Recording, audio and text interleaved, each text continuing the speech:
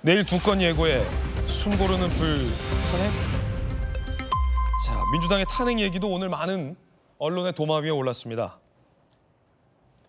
29번 탄핵 소추가 발의됐고 13명에 대해서 탄핵이 소추가 됐습니다. 직무정지된 사람이 그렇게 많다라는 거죠. 중요한 건 이제 승률일 텐데 함께 보시죠. 또 법률의 양태종 변호사님 나와 계시지만 승률 얘기는 또 한번 여쭤볼 수밖에 없을 것 같습니다. 승률이 0이다라는 거죠, 지금까지. 내일 혹시 감사원장과 검사 3인에 대해서 탄핵 선고가 어떻게 나올지 모르겠습니다만 글쎄요, 승률 0이어도 상관없다라고 말할 수 있을지 국민도 그렇게 생각할지 좀 질문 드려야 될 것 같습니다. 양 변호사님, 네. 민주당 법률 하기 전에도 원래 사실은 변호사셨잖아요. 네. 제가 알기로도 승률 좋은 변호사로 제가 알고 있는데 네. 지금 사실 민주당 탄핵 승률은 이렇게 좋지 못해요. 만약에 그냥 일반 로펌이었다면 이렇게 승률이 안 좋으면 의뢰가 많이 안 들어올 것 같다라는 법조계 지적도 있던데 이렇게 승률이 낮아도 됩니까? 사실 이제 탄핵 소추가 이제 뭐 꼭 이기기 위해서 하기보다는 그렇죠.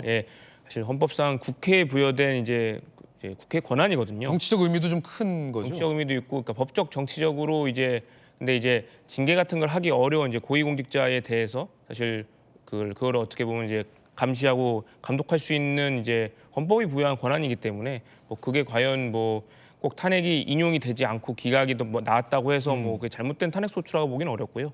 실제로 뭐 이진숙 방통위원장 같은 경우에도 이제 위법이 그러니까 모든 재판관들이 다 위법이 없고 적법하다고 판단한 건 아니거든요. 이제 4대4 판결이 나와서 다만 이제 6명 이상의 재판관의 동의를 얻지 못했기 때문에 기각이 나온 거지. 저는 상당 부분 위법성이 이제 지적이 되었고 또 이제 헌법재판소를 통해서 어떤 부분이 헌법과 법률에 위반된 것을 이제 그 결정문을 통해서 봤기 때문에 그게 또 이제 국회에서 그걸 또 보완한 입법안도 개정안도 나오고 이제 그런 부분에 있어서는 충분히 탄핵이 뭐 필요한 기능을 하고 있다고 생각을 합니다. 네, 검사 3인에 대한 탄핵 선고도 내일 나옵니다. 이 검사 중앙지검장을 포함해서 최후 변론 내용도 좀 준비했습니다. 들어보시죠. 검사가 증거와 법리에 따라 사건을 처리한 것을 두고 그 결과가 마음에 들지 않는다고 해서 사법 불복 절차를 뛰어넘어서 탄핵 소추권을 저뿐만 아니라 차장이나 주임 검사에게까지 행사한다는 것은 제 생각에는 탄핵 소추권의 헌법상 내재된 한계를 일탈한 권한 남용에 해당한다고 생각합니다. 검사로서 저는 많은 검사들이 수사를 종결하지 못한 초장기 미제 사건을 6번째 부장검사로서 어렵게 종결 처분했을 뿐입니다. 만약 나도 그냥 사건 처리를 미뤘으면 어땠을까 하는 생각이 든 적이 있는 것도 사실입니다.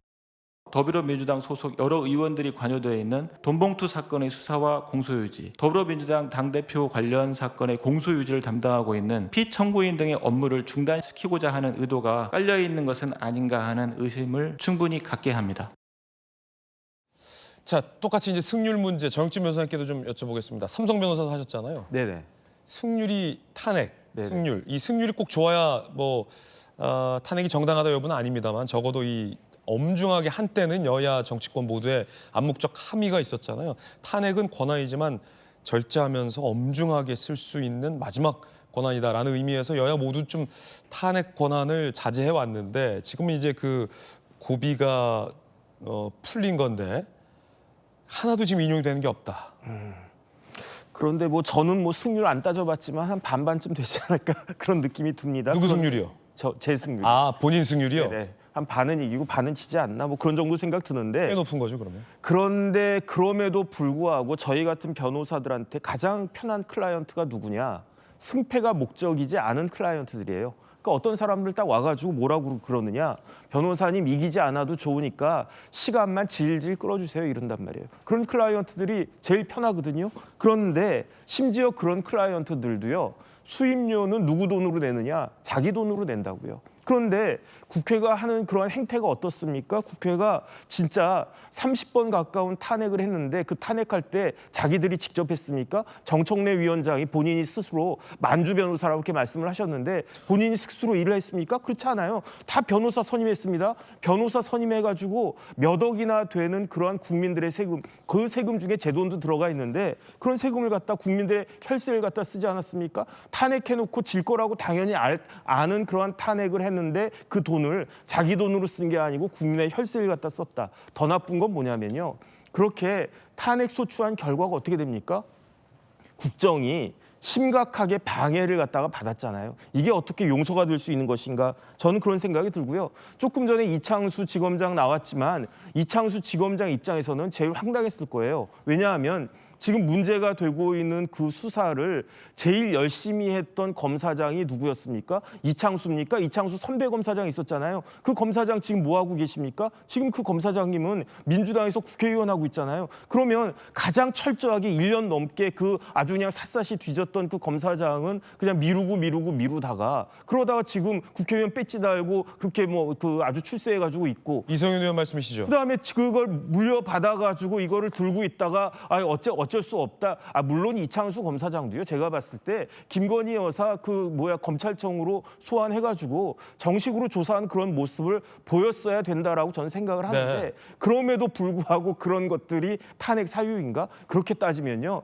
이성윤 의원은 최소한 제 생각에는 이성윤 의원은 이창수에 대한 탄핵 소추할 때 있어서 기권하거나 반대하는 정도로 했었어야 되는데 과연 그랬을까? 이런 모습들을 우리 국민들이 보고 그러한 줄줄이 줄탄핵의 그 결과를 지금 우리 국민들이 드디어 보고 있는 것이다. 저는 그런 생각 듭니다.